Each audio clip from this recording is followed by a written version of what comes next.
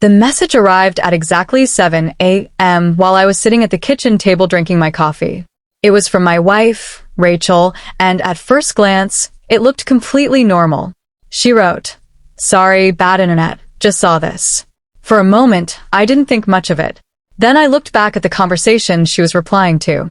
The message she claimed she had just received was one I had sent hours earlier. It was a simple question asking where she was and why she hadn't answered my calls. But something about her excuse bothered me. Maybe it was the timing. Maybe it was the way she always had a reason ready before I even asked a question.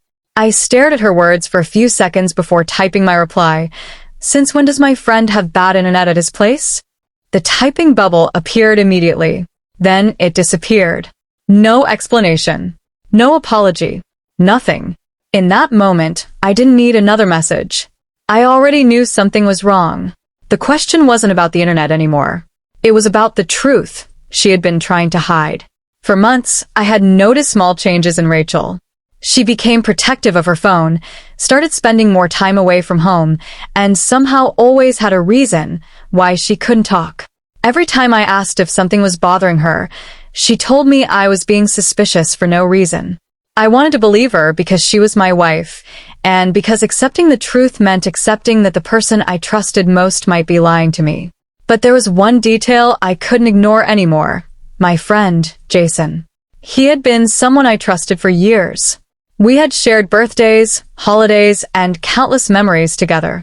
I never imagined that I would have a reason to question him. But recently, Rachel started mentioning him more often. His name appeared in conversations that had nothing to do with him. She defended him whenever I made a simple comment. Looking back, the warning signs were everywhere. I just didn't want to believe they were pointing toward something painful. That morning, the excuse about bad internet wasn't the first clue.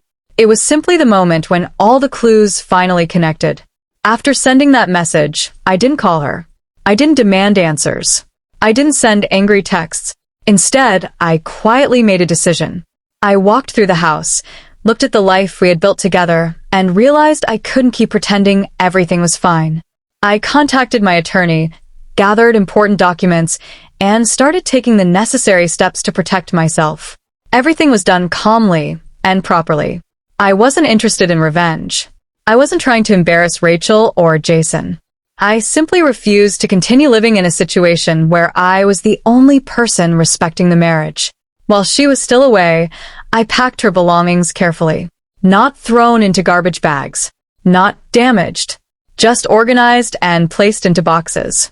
Every item represented a memory, and even though those memories hurt, I wasn't going to let anger control my actions. By the time I finished, the house felt strangely peaceful. The hardest part wasn't packing her things. The hardest part was accepting that the woman I married had already created distance long before I moved a single box. At 7:30 a.m., I heard a car pull into the driveway. Rachel walked through the front door expecting to find the same husband she had left behind. Instead, she stopped immediately when she saw the boxes stacked neatly near the entrance. Her face changed from confusion to fear. "What is this?" she asked quietly. I looked at her and calmly replied, "Your belongings." She stared at me, waiting for me to get angry, waiting for a fight. But I didn't give her one. She asked how I knew, and I simply said, "The truth usually finds a way to show itself." She started explaining that I had misunderstood, that there was nothing going on, that she could explain everything. I listened, but I didn't interrupt. Then I asked the only question that mattered. If there was nothing wrong, why did you need a fake internet excuse? She had no answer. For the first time, she realized the problem wasn't that I discovered something. The problem was that she had underestimated how much I already understood. Rachel stood there silently, looking at the boxes, as if they were proof of something she still refused to accept. She walked over and opened one, seeing her clothes, books, and personal items packed neatly inside. There was no anger in the way I had packed them. No attempt to hurt her. That almost seemed to upset her more because she couldn't blame my actions on rage. She looked at me and asked, "So that's it? You're just giving up?" I took a moment before answering. "No, Rachel. I stopped giving up on myself." Those words hit harder than any argument could have. I explained that for months, I had been trying to save a relationship while she was making choices that pushed us further apart. I wasn't ending our marriage because of one message. I was accepting that trust had been damaged long before that morning. She finally admitted that she had made mistakes and that she should have been honest with me sooner. But honesty after being caught feels very different from honesty given freely. Later that day, Rachel called Jason while I was in another room. I didn't listen to their conversation, and I didn't need to. The truth had already become clear. What surprised me was how quickly their confidence disappeared once there were consequences. For weeks, they both acted like everything could continue without anyone getting hurt. But the moment reality arrived, everything changed. Rachel apologized and said she wished she could go back and handle things differently. I told her I wished that too, but life doesn't work that way. We don't get to erase choices after seeing their results. We can only decide what we do next. I explained that I wasn't interested in revenge against her or Jason. My goal was simply to move forward with dignity. The hardest lesson I learned was that sometimes the person you spend years protecting is the same person who stops protecting you. And when that happens, you have to decide whether you keep holding on to the past or finally make room for a different future. Over the next few weeks, Rachel and I worked through the difficult process of separating our lives. We divided responsibilities, discussed the future, and handled everything as calmly as possible. There were moments when memories made things difficult. We had shared years together, and those years didn't disappear overnight. But memories alone cannot rebuild trust once it has been broken. Rachel eventually admitted that she thought I would always forgive her because I had forgiven small mistakes in the past. She believed my patience meant I had no limits. I told her patience is a gift, not an invitation to keep hurting someone.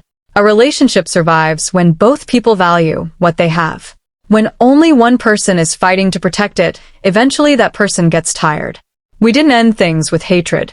We ended them with the understanding that some relationships reach a point where letting go is healthier than continuing to hold on.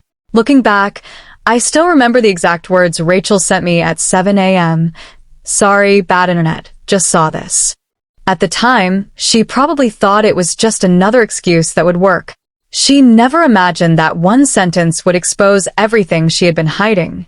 My reply, "Since when does my friend have bad internet at his place?" wasn't about catching her in a lie. It was about finally acknowledging what I already knew. The boxes at the door weren't meant as punishment. They represented a boundary I should have set much earlier. I learned that trust isn't destroyed only by what someone does. Sometimes it's destroyed by the lies they tell afterward to cover it up. Rachel came home expecting an argument, but instead she found a decision that had already been made. And the biggest surprise for her wasn't that I knew the truth. It was realizing that while she was trying to hide what happened, I had already started building a life where I no longer needed answers from someone who had stopped being honest.